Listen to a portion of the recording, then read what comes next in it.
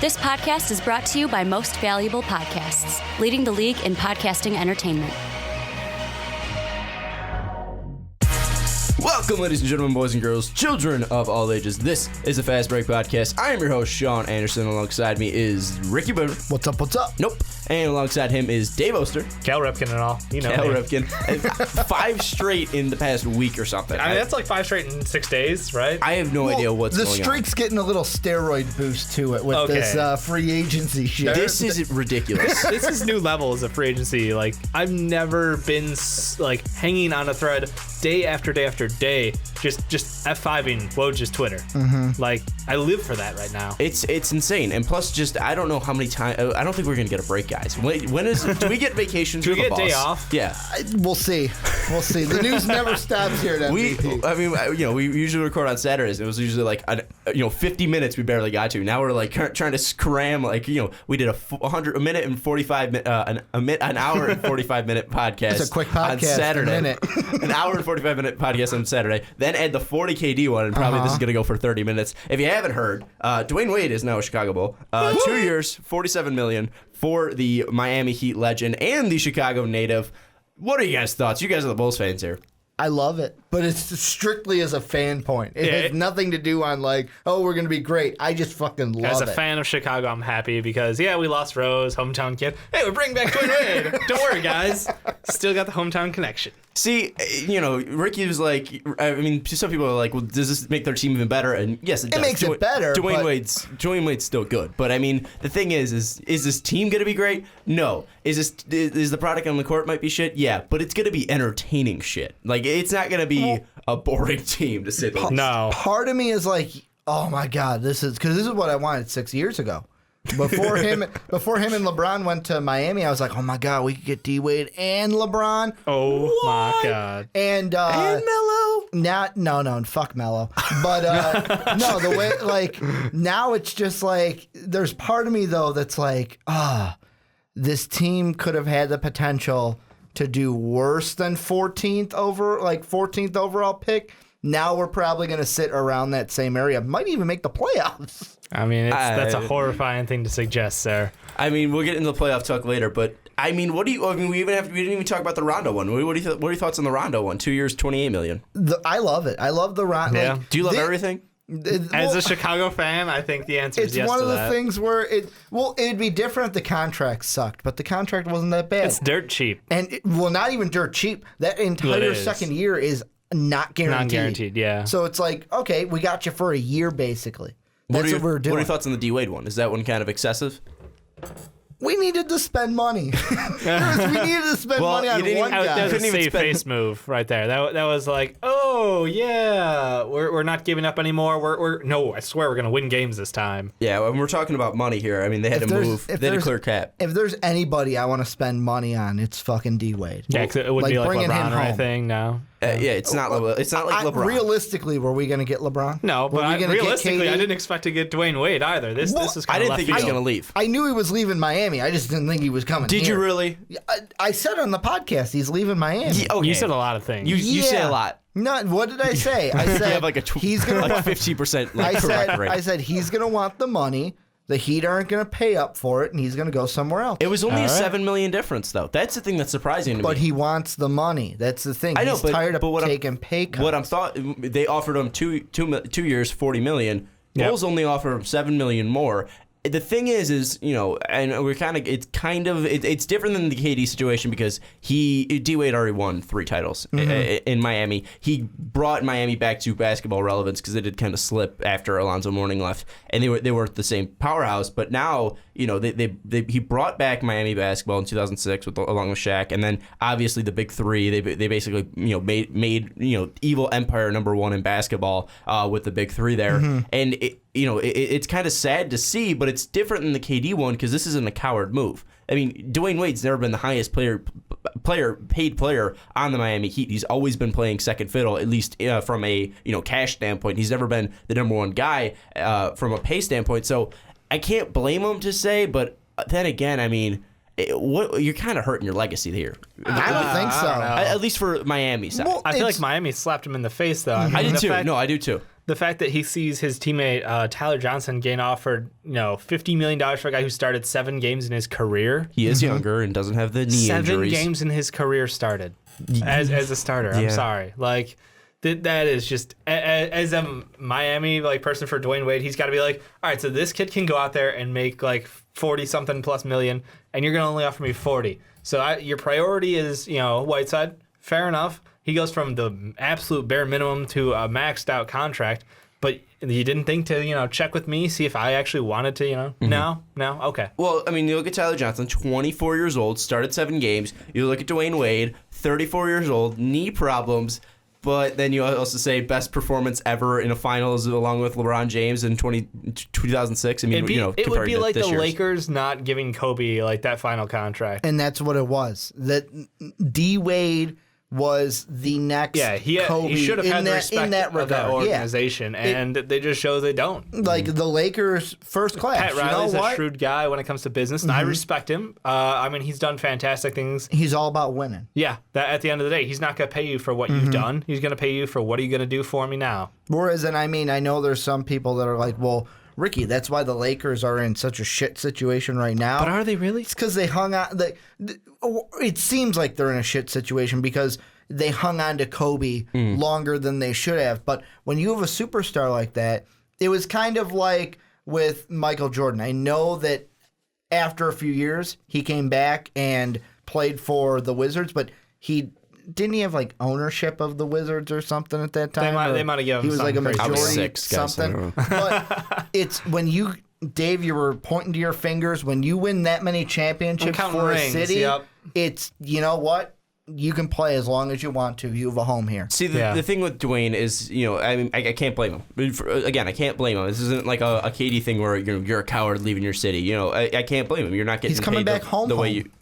All right. Well, kind of. I mean, he was born and raised. That's he why I was. said Went to Richards High School. Yeah. I wish we could have drafted him. We weren't in the position to, unfortunately. No, but again, we got Joe. Sorry. The main point I was trying to make, it's not like a coward thing. I mean, he just wanted to get paid. He's in the twilight of his career. I mean, he's still producing. I'm not trying to say he's still put done. up 19 points a game last year, and then the playoff series, like we alluded to, the playoffs were just amazing. Yeah, I'm not trying to take away anything from him. And obviously, good for D Wade getting paid, but it's kind of bittersweet, kind of. I mean. It's sweet for D Wade because you're getting paid just a boatload of money. Well, but and also it's bitter to see a guy like that leave. And I mean to compare it a little bit to the Durant one, where the biggest difference between this and the Durant, everyone looks at Durant and it's like, well, he's a coward and this and that. Because he didn't do anything. Nobody's going to say that, hey, you know what? This is in Chicago at least. All of us are going to be open arms. It's like, hey, we were your home before Miami was your home. We're just going to welcome you back. It's not even that. Even if you went to Denver, it's D Wade finally wants to get paid. D Wade's never been paid. KD would have gotten more money on the Oklahoma City Thunder, and people aren't going to bash that. But it's more of you didn't create your legacy. You're trying to be seen as one of the greatest of all time. You didn't create a legacy. D Wade, he already has that legacy. He already won the race. He already proved that he's a fantastic player. I'm not saying KD's not a fantastic player. I mean, come on. But it's more. D Wade has a legacy. I'd absolutely agree with you. And the other thing that also makes it a little easier is the fact he's not going to a team that just beat him in the playoffs. Like that matters to everybody. I'm not gonna say not a lot of people. It matters to everybody. Like Dwyane Wade going to Chicago, fine. We can all accept it. It's like he said, he's coming home. He's going back to where he's born and raised at. That's great. And they're going to give him the most money.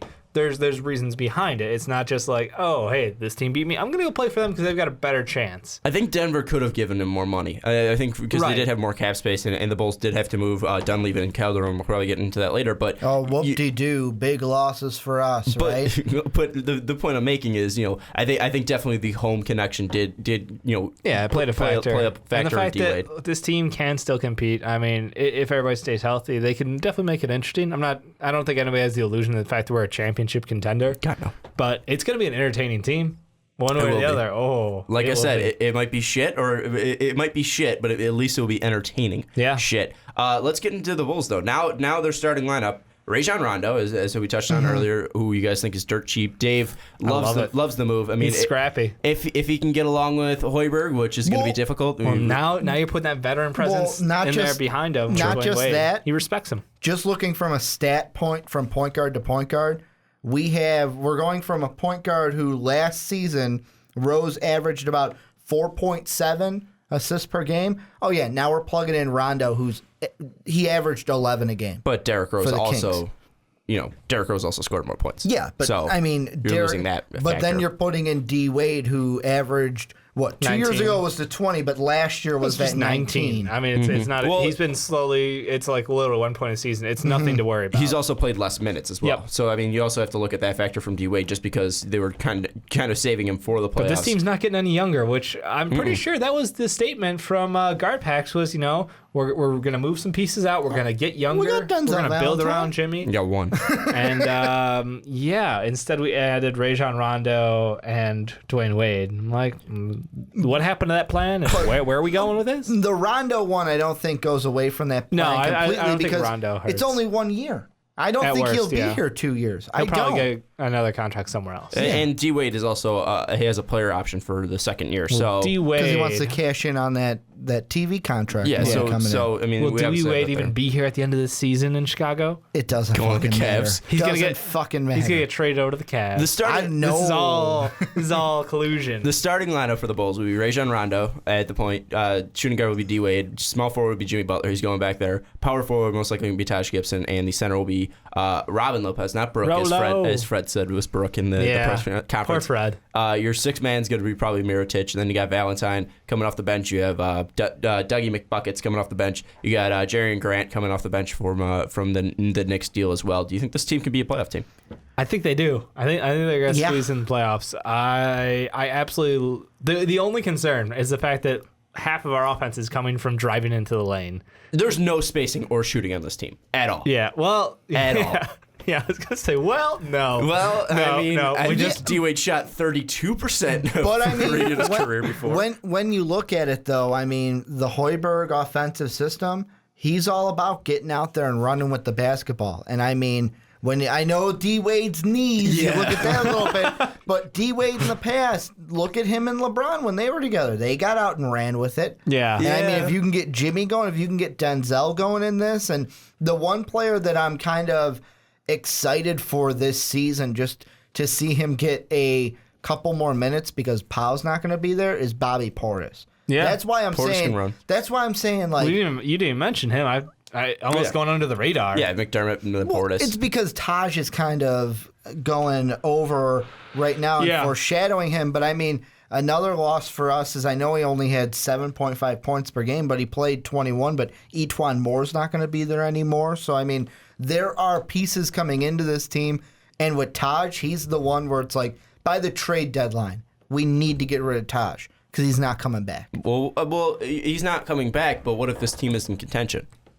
He's not coming back. But what if this team's in contention? The way I mean, if we're sitting at the 7 seed at the trade deadline, is he the piece to move out? And what the Bulls fans are all going to accept the fact we're moving Taj out to go get a future draft pick or some young talent that has potential? What I'm hoping for at that point is that we've got our bigs down low with Lopez, Mirotic, and Portis, with Mirotic being that stretch four, that we can be like, we don't fucking need Taj. Let's get rid of him. Taj is a luxury right now. Yeah. He's a better version of Bobby right now. And Bobby's got a lot of room to grow. Don't get me wrong. I love his game. I think he's going to be a fantastic player. Mm-hmm. But right now, I still give the edge to Taj. Because he's been around longer. Yeah, I mean, Taj is still developed. I mean, Taj is developed. He's a veteran. He's obviously he's got the skill set there. I mean, I think Bobby has obviously clearly the potential there. So I mean, but do you honestly think they're a playoff team? I think I don't know about this. I think we can get the 8th seed at the best. We're talking New York and us are going to be right there. It's like the old man teams. I mean, Dave walks in. He said we can be a 4 or 5 seed. I said 5. I think Dave's come down. I think Dave's come down. But from yet that. again, you got to understand. Dave said because with injuries happening to other teams, then maybe this is how the conversation went down. I said best case scenario, which Dave is saying, "Oh, we get 70 games out of D Wade. We get this many games out of this person." Yeah, if we get 70 out of D Wade, Rondo, and Butler, then absolutely we're gonna win like 45 games. But that ain't gonna. But that's probably not that's gonna not happen. gonna happen. Considering Dwyane Wade has played 70 games one time in the last 5 years. Yeah, I see. You guys are the Bulls fans here, so obviously You're just gonna cop out. I'm gonna try to break your hearts a little bit. Cavs are number one. You can't argue that. No, Toronto and Boston and Indiana are top 4. Okay, I'm top like, 4. show some love for them Pacers, man. Top 4 they've had a in wonderful whatever order you offseason. want. Detroit's going to make the playoffs no matter what, whether they're a late 8 or a 5, unless injuries happen. And this is not regarding injuries. So you got 5 teams there. Yep. Then you got the Magic, who I think Magic you fans. said they won't make the. I think you said they won't make the playoffs. I don't think so. Now Magic fans Don't think hate so. us. Yeah, I don't think so. Magic, obviously the Heat they still have Whiteside and Dragic. I mean, but they obviously took a potential fall. Bosch. Potentially Bosch. I mean, we don't know how well he can come back. The Bulls and the Knicks. The Bucks, maybe. Yeah. I mean, they're young, but they've got length on their side. Yeah, we'll have to see if Thon Maker develops. So he's internet darling here. The Wizards, and then obviously the 2 teams that made the playoffs last year in Atlanta and the Atlanta Hawks. It's going to be a and the Charlotte race. Hornets. I'm excited for these. I know it's still the Cavs and everybody else at the end of the day, but I'm excited to see 2 through 8 roll out because I think this Wizards team is going to be fantastic. I think that there's like the last 4 teams you mentioned are all like. They could do it. They could make it the playoffs. They could make this shit interesting. But I don't know. This Bulls team, I want to put them higher than they are. And then you just kept reading names. I'm like, shit. Well, and it'll be interesting. the one thing, and this goes back to what you said about Garpax with, the direction that we're going to get younger and we're going to build through the draft. Well, before this D Wade signing, I was sitting there going, okay, we're probably going to be 14th pick again. We'll probably be 35 to 40 wins. Now with D Wade, I'm going, fuck, we might not even be a lottery team. No, we're definitely not. So a lottery team. we're not going to get we're not going to be able to build through the draft like we wanted to unless we hit on a late round guy. And I know that the only saving grace is this next draft coming up. This next draft, we need to hit on because this is supposed to be the deep one. If you don't make the playoffs, you're still a lottery team. Yeah, I know, but I'm saying we might leveraging not on be a lottery team. We may make the playoffs now with D Wade. Maybe. I mean, I would say there are only 2 truths in the You did East, improve. and that is the 76ers and Nets are not making the playoffs. Oh God, no. That is the only guarantee. Everything else is in the air. To be honest with you, I mean, odds are I don't think the Magic and the Bucks will. They're like the dark horse. They're like outside, but they could do it still. But there's 10 teams in 8 spots that I'm looking at, and it's gonna be good. Hey Dave, you better watch out on that Magic thing because apparently Nikola Vucevic is a top 5 center who could be traded for Draymond Green at any second, and straight up for Butler. Yeah, and straight up for Butler. Do that. But that's a little bit of stretch. So if you do want to settle for DeMarcus Cousins, then that's okay. Maybe we need to throw something else on top of that. Yeah. Yeah, I think there should be a little sweetener there. But I mean, with this playoff race, the only teams right now, I'm looking at the ones that made it this past year. The Heat, I don't know about anymore. My concern is entirely with Bosch. I mean, look, they rumored he was healthy, and now you don't have Wade. Yeah, they rumored he was healthy during the initial, right before trade started going down, and I think that was just pure publicity. It was like, hey, you guys should totally come to Miami. We're gonna be great. We're gonna have a healthy Bosch. Look, he wanted to play last season. They medically held him out, for his own good. I have a feeling that if something like this comes up again, he's already done it 2 years in a row. Yeah. There's a very good chance that we've seen the last of Chris Bosh. I wouldn't be surprised if... Now, the Hawks, I'm not sure about. Last time when we talked about it, I want to say it was the Al Horford segment, I said they're not going to make the playoffs. Yeah. With them, it's all... Dwight? Well, it's all going to depend on Dwight. If Dwight comes out... I think it more depends on Schroeder. If he can be the lead point guard. I'm confident in Schroeder. It's Dwight that fitting in with a team that he hasn't done... Since the Magic. He's going to be loved for the first time in about 10 years. But I'm thinking more right away, Schroeder. But if he can fit in and do well, then, okay, cool. They'll be a playoff team. It's Miami and Charlotte that I could see being out of the playoffs, and then I'm plugging in the Bulls at 8 and then the Knicks maybe at 7. See, with the thing is, I mean, the Heat, if we're looking at teams that made the playoffs, the Hornets, how much did Jalen really affect them, and can they bounce back from that, and how much did Al Horford losing him affect them? But they did bring back Marvin Williams and found how to use him in the second half of the season, so if they can use that magic again, they obviously can get back there. Atlanta, it's more of how is Schroeder going to develop, and how is Dwight going to fit in with Atlanta, and then how much is Kyle Korver going to drop off, and is Bazemore worth that money? And then with the Wizards, can Bradley Beal and John Wall stay healthy? There, the Bucks, it's can this team develop and hit their full potential we and saw, stride? We saw some highlights, but we gotta give them a little bit of time to develop, I feel. Knicks is obviously can they stay healthy and can they all gel together, and what's this offense going to look like? The Heat, can Bosch come back, and can they really find a way to make Whiteside and Bosch work? The Magic, there's a lot of pieces there, but can they put the pieces together? And then the Bulls obviously is, how's this offense going to work? Because there's not a lot of spacing, and can Butler and Rondo get along with Hoiberg? That's the thing. It's basically, I think this is... You mentioned Hoiberg. I think this is Gar Pax going, hey, Fred, we're giving you vets to work with. Make it work. I don't think that helps him. And part of me is that's the opposite of what you do with Hoiberg. Hoiberg needs young kids who actually buy into his shit. And this is like, I was going to say, Dave, this is a coach where he's not Tom Thibodeau, which is going to be like, you know what? Like, get the respect of the veterans. He's a guy that's been working with college kids for so long that it's like, veterans and college kids have two different mindsets and they work differently, where a college kid, like you said, they'll buy in because it's like, cool, I'm doing it for coach, where a vet, some vet, and Rondo could be one of these, where it's like, okay, how are you going to help me? Yeah. It's all about me, you not think about Rondo's you. going to question a coach? I mean, that's so uncharacteristic. Totally. Couldn't get along with Brad Stevens, couldn't get along with George Karl, couldn't get along with Rick Carlisle. Now you bring up a good point. I kind of want to do a comparison of, a coach who did, clean house, did get their young talent in there and turned it around. I mean, think back to the Seahawks back in 2009, 2010. Pete Carroll. When Pete Carroll got brought in, that roster turnover, they turned over 95% of the roster in 2.5 years. 2.5 years. And So you're kind of comparing this to the Bulls? I'm saying that it can be done because, look, he had guys in there who, his first year, he walked down and they were in really good shape. Quick with Pete Carroll, though. He did have NFL experience before with the Patriots and stuff like that. He did have NFL experience. Little dumpster. No, I know. I'm just saying, though. He did have experience. Hoiberg, no experience. Pete Carroll was all about rah-rah. Like, he's coming from USC. He's coming from, molding these young kids and getting them to buy into his winningness. Like, his whole ego and aura around him was, I'm a winning culture. Well, I mean, and we got money. Well, yeah, but that wasn't coming out of his pocket.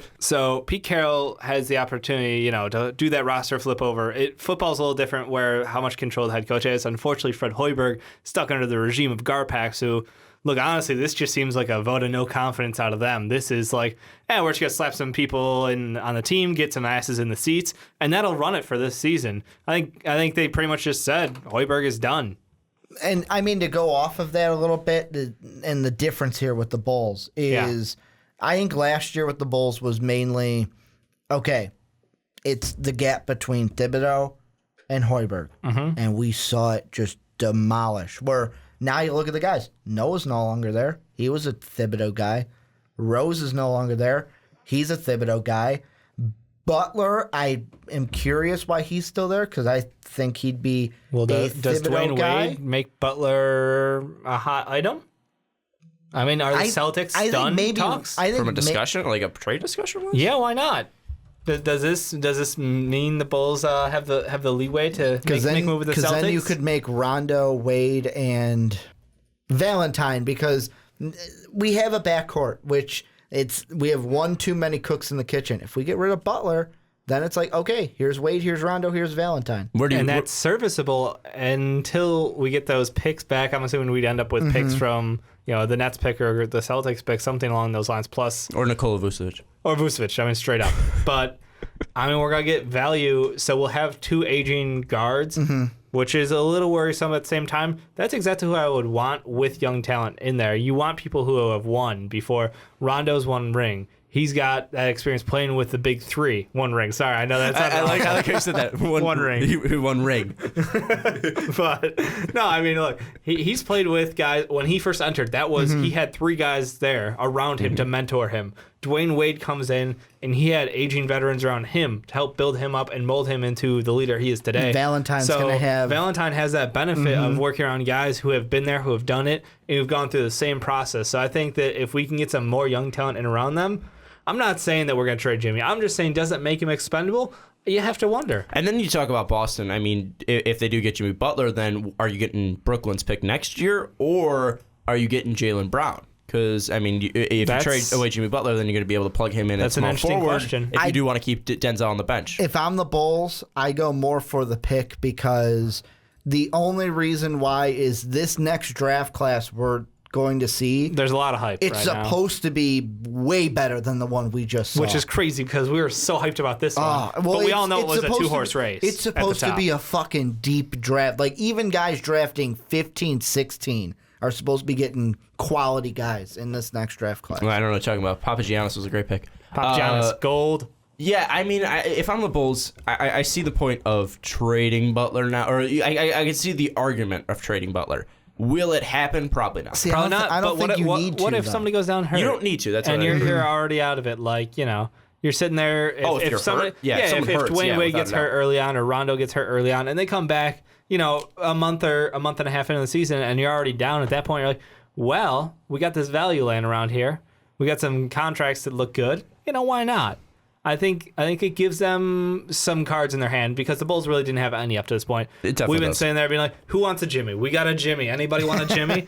And we were asking for a lot back, but look, all the stuff we had talked about earlier with, these possible trade partners for the Bulls, it doesn't go away magically. It just means that given the right situation, we can make a move now and we have a little bit more leeway on our own end. Well, and I mean, to me, I would put the more expendable piece is obviously Taj in front of Jimmy because the thing I think about is you're not gonna trading Rondo and Wade this year. I still wait to the Cavs is gonna happen. Those talks is kind of like why would you trade someone that you signed just at the beginning of the season? With Jimmy, why would you trade him when you made a distinct point to? Now, did we know you were talking to the T-Wolves? Yes, but you made a point to say, no, we weren't trading Jimmy. This is Jimmy's team. But what if Jimmy, this ends you're up all like, happy. What if this ends up like Miami year one, where the guys didn't mesh, they didn't get along well enough? I don't want to put the expectation of championship. I'm saying, Guess what? It doesn't matter if that happens. It doesn't fucking matter because we're not supposed to win a championship. I know, but I'm saying if the guys in the clubhouse don't get along. I mean, why not make a move? Why not get some value back and build this franchise? Look, I'm not saying I condone what the Sixers and Lakers did, but I'm saying their teams are in a really good position going forward. And where I'm at with the Bulls is we're stuck in NBA hell. We're stuck. The two things. I want to say it, but I don't. I condone it. It's fucking awesome. In the process, we trust. The two things to watch for the Bulls this year when it comes to the draft in the future is one. Is Taj how expendable is Taj gonna be at the trade deadline? And are we actually going to pull a trigger, or is it going to be like a Paul Gasol where we just sat there and did nothing because we wanted to contend for the playoffs that we didn't make? And two, this has to do nothing with the Bulls, but it helps their draft pick.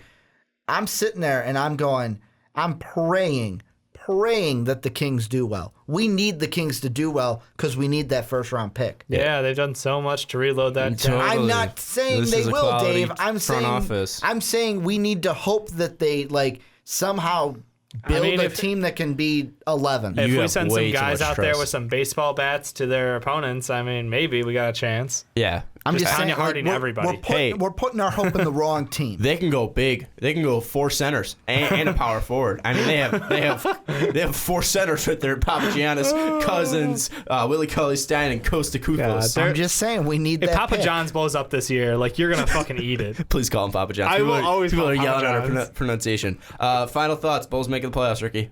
Right now, 8 seed. We're the 8 seed. You're saying yes? As it stands right now, they're a playoff team. Yeah. You two are fucking insane. That's gonna wrap we up are fans in the truest admission. That's gonna the Hornets aren't gonna make the playoffs. That opens one spot. Want right? to make another bet? right? Oh, No, why oh, am shit. making bets? Hornets This I would and say the Heat. Heat are easier to go than the Hornets, just nah, I because would of say the the question about Hornets are the Bosch. easier. Both out. Hornets. I'm just and going Heat over are the top both of up. both of you. Yeah, will because Dave wants the Knicks to get in Guys, too. we're pissed off the Magic predictions. fans, so don't worry. Let's go wrap up the special edition, another special edition of the Fast Break, the D Wade edition. We said it was all going to be Warriors from here, guys, but Yeah, hey, sorry. Came about 11 months early. yeah, came way too quickly. It took us a day before we had to get back in here. One sad note before we do sign off: there was rumors that Rudy Fernandez was gonna that received a contract offer from the Philadelphia 76ers. That was debunked, and I was so pissed yesterday when that was debunked. Rudy Fernandez should be back in the NBA. Absolutely. One of my favorite players, and I'm saddened to see him go. But that's gonna wrap up. Before we wrap it up, I got a text message here with the Bulls. You were right before we hit the record button, Sean. Calderon looks like he's going to the Lakers. Dunleavy to the Cavs. I know I was right. Okay. Woj tweeted but that. was a Woj bomb. You are so late in Well, everything. no. You threw the whole, he's going to the Lakers, and then you said for D'Angelo Russell, so I completely... That was a joke. Well, I disregarded the whole thing. Oh, okay. So I was like, the whole thing's a lie. No. Calderon's going. He brings that veteran experience. As soon as you said for D'Angelo Just Russell, like I'm like, Moskov. the whole thing's a lie. Anyways, it's going to wrap up this episode, the special edition of the Fast Break Podcast. Catch us Saturday. We'll be here. We're going to be talking about Russell Westbrook. And also, do not miss the Behind the Pen episode, because Mike Rankin will definitely be sharing his thoughts on the D-Wade signing. That's going to wrap up this special edition. If you are listening on SoundCloud, hit that like button, hit that repost button. If you're watching on YouTube, hit that like button, subscribe to our channel. If you want to follow us on Twitter, you can follow Most Valuable Podcast on Twitter at Most Valuable Pod. You can follow me on Twitter at Schwarbo. You can follow Ricky on Twitter at Ricky Widmer. You can follow Dave on Twitter at Dave_don't_tweet. Even find us on Snapchat at Most Valuable Pod. And also do not forget to check out patreon.com/Most Valuable Podcast to donate in a different way, or help us in a different way if you are so inclined to do so. And all those links are in the description. That's going to wrap this up. We will see you on Saturday. Thank you for listening to this MVP podcast. Follow us on Twitter at Most Valuable Pod for more great podcasts.